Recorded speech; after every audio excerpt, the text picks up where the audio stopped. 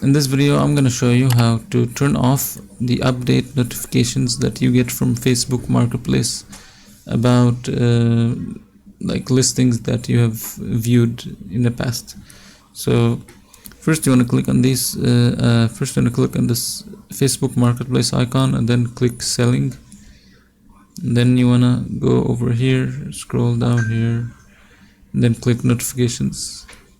Now you want to click this at the top right notification symbol, and now you want to go over here and click updates, and here this is where the updates shows. So as you see here, it says get notified about listings you have saved or viewed.